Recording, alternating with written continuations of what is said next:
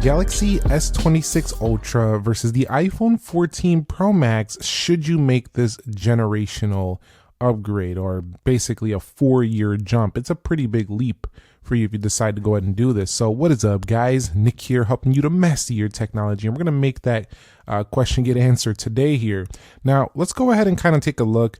If you were to buy this from the Samsung website, they're only offering $253 on that 4-year-old iPhone. So if you agree to those terms, the Galaxy S26 Ultra 256 is going to cost you around $1,046. Now, if you go ahead and get the higher storage tier, you're going to go up even more to about $1,146. So you're not getting a major discount if you trade in your iPhone 14 Pro Max. Let's go ahead and check out eBay really quickly to see what the, kind of like what the market is selling these for. Secondhand, that'll give you a better idea what the phone is really worth. And you'll see $359, $440, $431. So definitely not a good trade-in value on the Samsung website right now. However, you still might be interested in getting yourself an S26 Ultra. You might want to get rid of this phone for that. And that is the aim of today's video. Now, what do you get in terms of this 4-year change? Well, if you go ahead and go to the Galaxy S26 Ultra, you are going to get a bigger display, thinner bezels than the iPhone 14 Pro Max. You also get a bigger battery, and you also get improved camera zoom on this phone versus the 14 Pro Max. You don't get a substantially wider front-facing camera like you'll find on the newer iPhones, and you don't get probably better video in the social media apps, but you do get better video overall in terms of pro features, in terms of LUTs and things of that sort, and also AI enhancements to this phone, just like if you were to go to a 17 Pro Max, are pretty substantial over that of the iPhone 14 Pro Max. So you might really love that if you're used to that phone. Of course, you can also flip this in the landscape, something you couldn't do on the iPhone 14 Pro Max. So there are quite a few upgrades. You also get much better thermals than that phone over there, and you are going to get S Pen that does have a neat place to store right into the phone itself. So this device does have plenty of upgrades that you might be excited for if you're tired of using the iPhone experience already. Now, when it comes to the display, the iPhone 14 Pro Max still has a beautiful panel on here, still OLED, still incredibly bright and sharp. And coming over here is really, to me, not a substantial upgrade, unless you really want this privacy display right here, which can be a substantial feature for you, a very innovative one, if you are the type of person who is doing a lot of sensitive information in public, you're sitting on the train or whatever, or you're just like in crowded areas where people are kind of peeping over the shoulder quite frequently. That could be a game-changing feature for you, actually. But the display on the S26 Ultra here is a little bit brighter. It does give you ability to use extra brightness, and it's sharper, and it has thinner bezels and a punch hole instead of dynamic island, which some people don't like as much, some people enjoy more. All in all, it is a display upgrade, but it's not like a game-changing, like life-changing one, except if you use the privacy display. That can be game-changing for you if you use the feature. So that's really what I got to say about the display. 4 years later, it's not really 4 years, it's about to be 4 years later this year, but 3.5 or so, this phone still feels like I'm using a $1,000 phone here on the iPhone 14 Pro Max. That's one of the things I like about flagship devices, is that even all these years later, when I use the display, it still feels amazing. It's still ProMotion, it's still really smooth, and it's really sharp. So your display upgrades are coming in the way of that privacy display, thinner bezels, and a little bit of a larger panel. It still feels like an upgrade because it's bigger, brighter, and has privacy display, but it doesn't feel like when you went from a 720 or a 1080 to one of these sharper flagships. You're coming flagship to flagship, so the display differences are a little bit more, you gotta look a little closer to see the real gaps. One of the biggest upgrades though here is going to be the A16 Bionic to this Snapdragon 8 Elite Gen 5 for Galaxy. This chip is so much faster than the iPhone 14 Pro Max, it's not even funny. We do have ourselves extremely higher scores in Geekbench and 3D Mark, but really the actual thing about it is that the efficiency of it allows the battery life to be better than the S25 Ultra. Also, this one also does have twice as much RAM, so 12 gigabytes versus 6 over here. So you are doubling the RAM if you wanted to come from the 14 Pro Max over here to the Galaxy S26 Ultra. But really where, it shines, it takes advantage of it and gives you the ability to have multiple split screens. You can do heavy gaming and it doesn't get too warm to the touch. In addition to that, because they've increased the vapor chamber size, even if you plug it in, it doesn't get too warm even while charging and playing. So this phone is extremely efficient. It's very, very powerful. And the iPhone 14 Pro Max, when loaded down, your storage gets, used up, and some updates, it can stutter here and there. It's not literally lag. I don't really see much lag on the phone, but I've had a couple of app crashes here and there due to the 6 gigs of RAM, and it doesn't support Apple Intelligence. So this phone doesn't really feel as smart as the Galaxy S26 Ultra. And if you go over here to the settings, we go over here to Galaxy AI. It's been built in since the S24 Ultra, but they've included the Now Nudge these days. In addition, the AI processing in the camera is now better on here. And we have Circle to Search over here versus that phone over there. Gemini Key integrated. And not only that, the Bixby AI has improved on this phone as well. The AI is so much further along in advance than just using a chatbot on this phone. It's built into the phone that if you use AI to power daily tasks, the AI is just going to blow the doors off the 14 Pro Max, which can just basically download AI apps. It really can't do anything on board because it doesn't have 8 gigs of RAM to support Apple Intelligence, which is also in beta and not that great anyway, even on the current iPhones. So this one is just incredibly far behind when it comes to performance and AI versus the S26 Ultra. Now, when I say that, I'm talking about kind of like what we see on a spec sheet with the Elite 8 Elite Gen 5. But when we actually think about it here, daily tasks, the iPhone 14 Pro Max, you're going to find users saying that it really doesn't slow down for me. It's fine for me. And yes, that's because the majority of users aren't really pushing the iPhone to its max potential. Neither are, all Galaxy users. But when it comes down to it, I test these phones daily all the time. I'm constantly doing speed tests. I know which ones are faster and which ones aren't. And the iPhone 14 Pro Max is definitely way behind these current Galaxy phones and current Android phones, as well as the current iPhones in terms of snappiness. It mostly comes down to the ability to hold tons of apps in the background. You say, well, why would I need to hold tons of apps in the background? Because these days we're kind of relying on our phones for kind of everything, and we kind of got to hop between things when we're doing tasks. So this still a great experience, but this is a better experience in terms of that.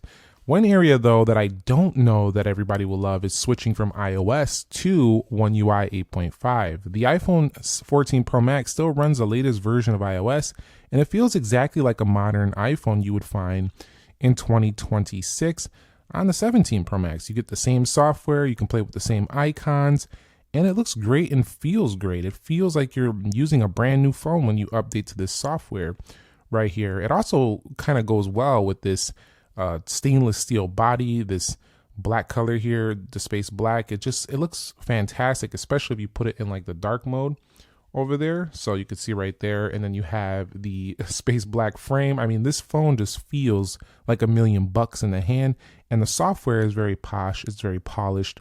I think a lot of people might have a hard time deciding that.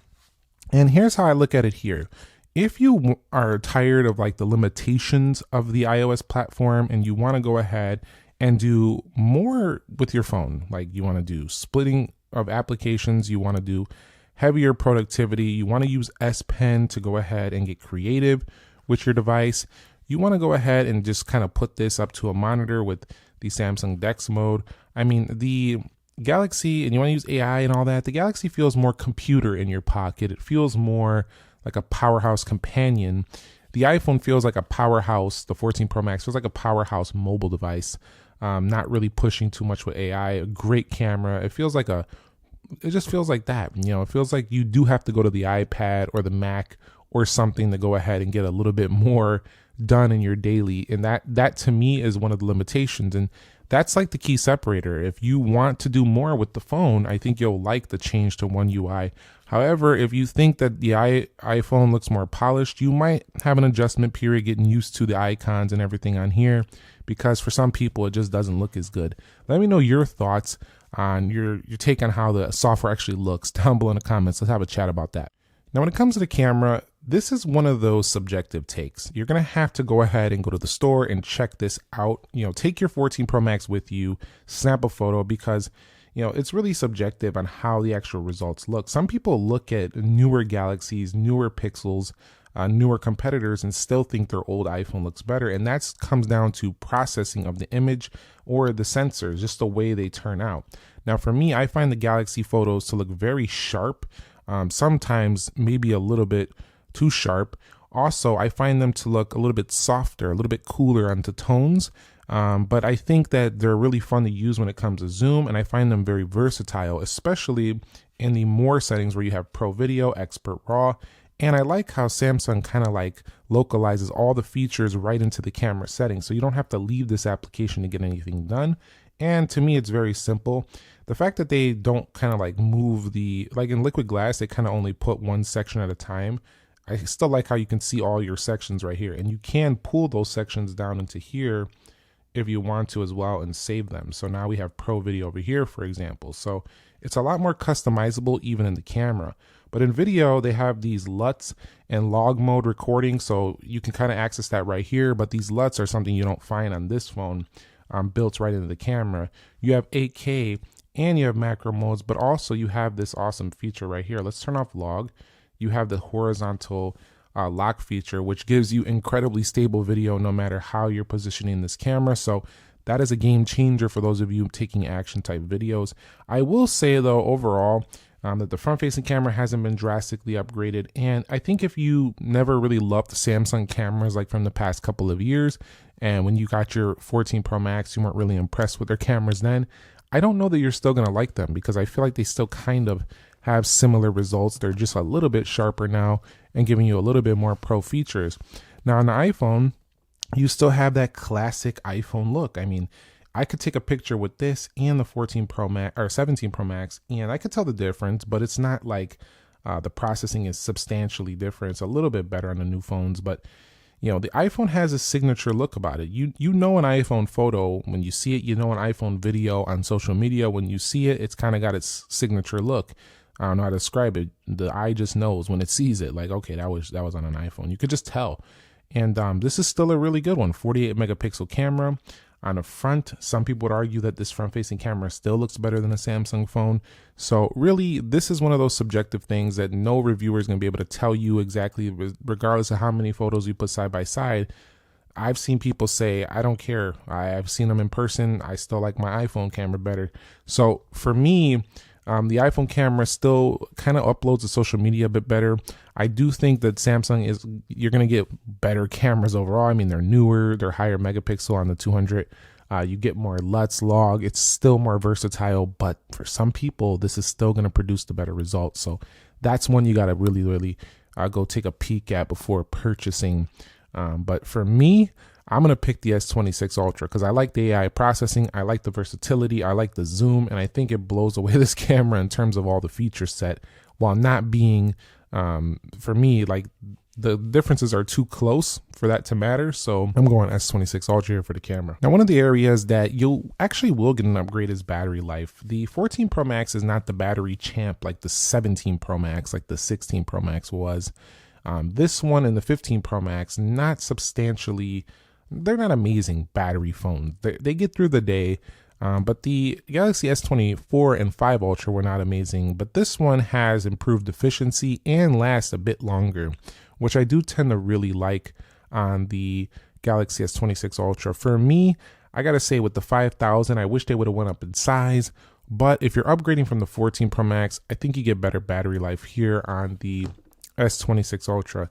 The con though is that you're paying a big buck and you're not getting, to me, greatly improved battery life. Also, the standby time might still be better on the iPhone if you're not really using your phone, but using the S26 Ultra lasts longer. Don't get panicked when you get this phone and you realize from 100 to 90 it drops fast. This is a common thing I notice on Samsung phones. When you charge them to 100, they drop really fast to about 90. Then they start to slow way down. Whereas the iPhone stays on 100 for like ever, and in the 90s forever, and then under 90 it starts to drain much faster. So that's just a little thing I've noticed. But if you are coming from this phone, you will get a generational leap in terms of charging. You're dealing with proprietary lightning port right there, and that gets annoying nowadays. Everything's switching to USB-C. Even Apple's AirPod Max 2 that came out, and the previous version they already updated to USB-C. You'll be going there on here, which will match up with pretty much all the other USB-C devices you are using, just like if you went to a 17 Pro Max. So that's a pretty big jump, and charging is faster. Also, no MagSafe though. That is actually a downgrade from this phone right here. Samsung argues it's not a downgrade because by not putting magnets in the phone, they have allowed this phone to be lighter to hold, which is true. And I would argue that a lot of people will buy a MagSafe style case for their Galaxy S26 Ultra. When I place this case on the S26 Ultra, I can get the same magnetic type features as you'll find on the iPhone. The funny thing is that even with this case, this phone feels lighter than the iPhone 14 Pro Max.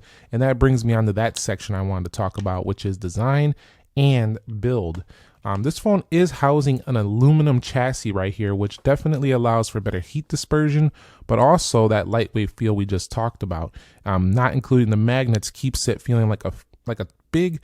The best way I could describe this phone is it feels like a large lightweight phone. So if you like a large phone but you don't want a heavy phone, that's kind of how the S26 Ultra feels.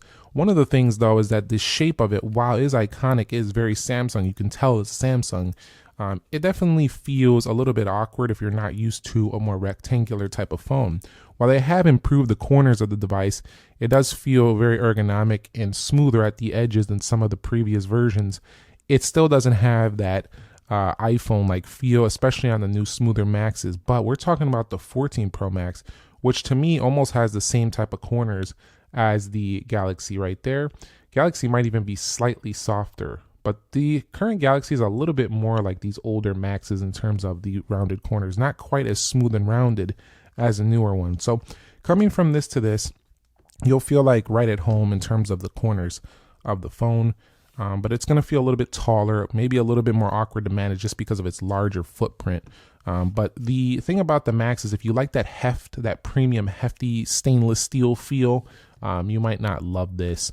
It kind of reminds me akin to like you have an older used luxurious car with built-in nice materials, and then you go to a newer car that has nice materials, but you can tell they went to a little bit of a cheaper material, but also it's lighter and it looks more modern. That's kind of how it feels going to the S26 Ultra in the phone game. So with the Samsung, we do have the promise of 7 years of updates on here. So software updates do come in regularly. And of course, you'll get a lot of advanced features, including S Pen features. Although no Bluetooth S Pen, you'll get Samsung Labs, and you'll have the ability to download Good Lock and really enhance this phone. You can do tons of multitasking via the Play Store or Samsung's own Galaxy Store. You have gesture modes, and the software over here, it's going to be pretty fun to use if you haven't used Samsung before. It's just got tons of features to play around with. Now, with the iPhone, you kind of have this not a guaranteed software longevity, but we know we're going to get ourselves about 6 years. That's pretty much what usually happens. This iPhone tends to still get the updates faster. It's funny how, you have an older iPhone that's getting the update when it comes out, dropping faster than some of the Samsung phones that will fragment around the world in different spots. So it'll get one person will get it, and then the next day another person's getting it, and then maybe a week later, okay, where's my One UI 8.5 beta 3? You know what I'm saying? Like, it comes all scattered. Whereas with the iPhone, it's kind of consistent. The ecosystem lock-in is strong as well. If you've been with the iPhone for a long time, coming over to the Galaxy is going to be a little bit of a challenge, especially if you're using like an Apple Watch. It doesn't really work with the Galaxy. If you're using a MacBook, you can do some workarounds for AirDrop type features, but you still aren't going to be as in sync as you are with the iPhone and the other products. So that's one thing to keep in mind. But the Galaxy does seem to work pretty well with Macs, just not so well with the iMessage barriers, FaceTime. There's no FaceTime on there and stuff like that. So The RCS is helping things a bit with iMessage type barrier, but still, iPhone is iPhone. That's still a thing. The ecosystem locking, still a thing for sure. So let's get to the verdict here. 4 years later, is this worth the investment? And it's a tough one, even though the 14 Pro Max, there's clear upgrades. A lot of people say, well, are you kidding? This is a no-brainer. No, actually, it is a brainer because the 14 Pro Max has held its own. Stainless steel body, pretty good battery life, beautiful space black color option here. Doesn't matter which color you got, it's a nice phone. 48 megapixel camera brought this into the current age and still really works well. Camera is great, and it's just an improvement on the iconic iPhone 13 Pro Max. A lot of people didn't love this one though because it was too similar to the iPhone 13 Pro Max. But for those of you who have this phone, I will say that this upgrade is going to be a big change for you. Big phone, it's lightweight. I think you'll love the hardware itself at first, but you really have to be on board with switching to Android. If that's you, I think it's a 100% yes. It's worth the upgrade. If you're going to keep this thing a long time and you're going to try out Samsung for the long haul. If you're like on the fence and you're like, I love the look of that phone. That phone looks super fun to use. I just can't leave iOS yet. I think you'd be much better served taking a look at the current 17 lineup or just waiting a little bit longer for the 18 Pro and Pro Max coming later this year. So that's my final verdict on these two. Samsung's got a hit on their hands right here, but we're still not to the 18 Pro Max season yet. So it's a little bit tricky to recommend unless you're really on board with switching over platforms. And if you are, I think you're going to be very, very happy with that hardware. Thumbs up if you enjoyed it. Subscribe if you haven't already. And a little bonus thing, if you didn't want to spend that much, you could take a look at last year's S25 Ultra. That would still be a big upgrade for you if you want to go to Samsung over to 14 Pro Max, but save you some cash. I'll catch you on the next episode. Nick here. Be sure to be well and peace.